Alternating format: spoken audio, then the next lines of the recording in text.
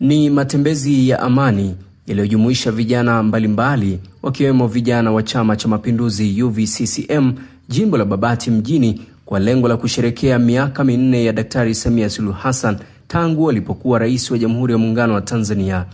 Vijana hao wameeleza dhamira yao ya kufanya matembezi ya amani ikiwa ni pamoja na kuonyesha juhudi zilizofanywa na serikali katika kuleta miradi ya maendeleo.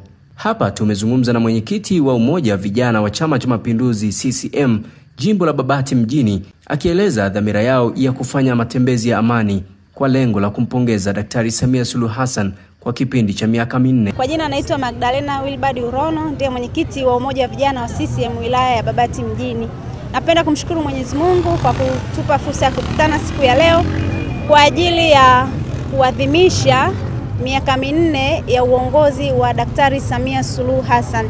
Siku ya leo tumefanya matembezi, tumezunguka hapa mjini kati kwa ajili ya kumpongeza mama yetu na Mheshimiwa Rais wa Jamhuri ya Muungano wa Tanzania kwa kazi kubwa ambayo ameifanya katika wilaya yetu.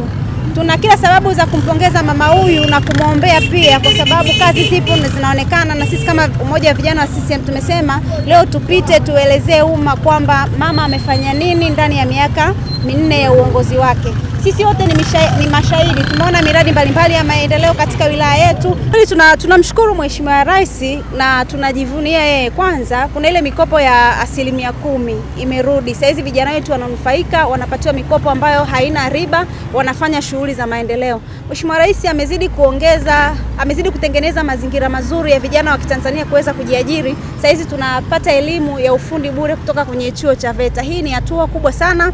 Sambamba na hilo tunashukuru wilaya ya Babati mjini tumepata fursa, shule ya wasichana ya Manyara Girls imejengwa katika wilaya yetu. Tunashukuru sana kwa hilo. Sambamba na hilo sasa hizi huduma za afya zimeimarika, kwenye hospitali zetu kuna vifaa vya kisasa, lakini hapa katika hospitali yetu ya wilaya, hospitali ya Mrara, kuna jengo la wale watoto ambao ni njiti. Hii ni hatua kubwa sana. Sisi kama vijana wa Babati mjini tunasema mama mitano tena.